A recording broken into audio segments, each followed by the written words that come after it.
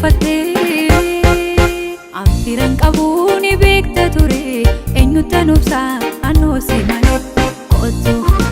Kootu wallo kootu anaaf jedhi kootu si malee jireenyaa dachee namni jooytu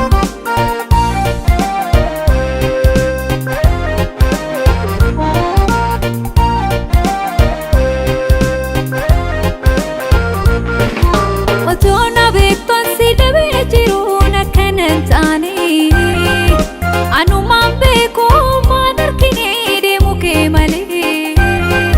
jaalala dhiibuun bargaarii miti maqaafuun tolu ni deemte je'ee wallolle je'ee ormatti odeessuun annatiin tolu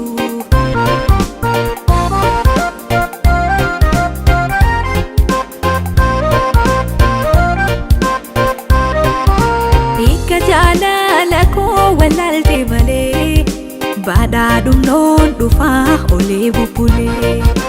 Eega horiin jaalala narra si jaalee Beenuuf kan koo kan kee dhumti isaan tollee Hiika jaalala koo wallaalte malee Badhaadhuun noon dhufaa olee bubbulee Eega horiin jaalala narra si jaalee Beenuuf kan koo kan kee dhumti isaan tollee Ayyalalatu shakkii ayyalalatu ayyo ayyalalatu shakkii ayyalalatu akkas na gootee oduun si jaallatu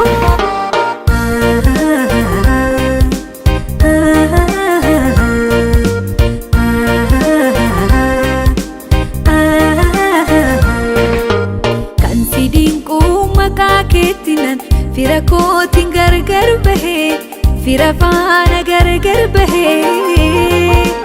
Kan si dinquun si filadhus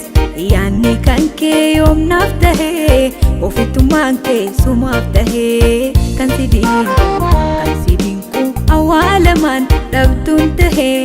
Kanan gaafu kan na aarsu bifam tokkoon meeqan du'e Bifam tokkoon meeqan du'e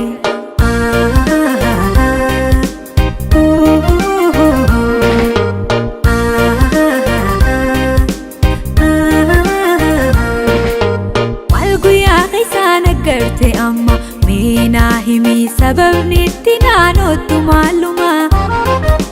Nakuuftu amma talayaa iyyanaa kanuudhaama Maal guyyaa keessaan garte amma meenaa himii sababni itti naanottu maaluma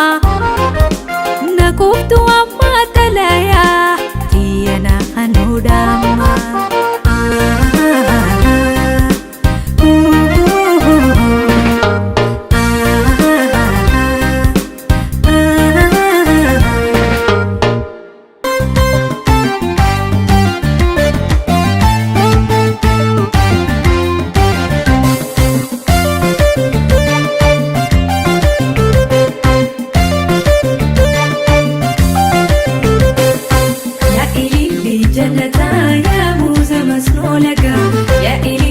جنة يا موزة مسنولة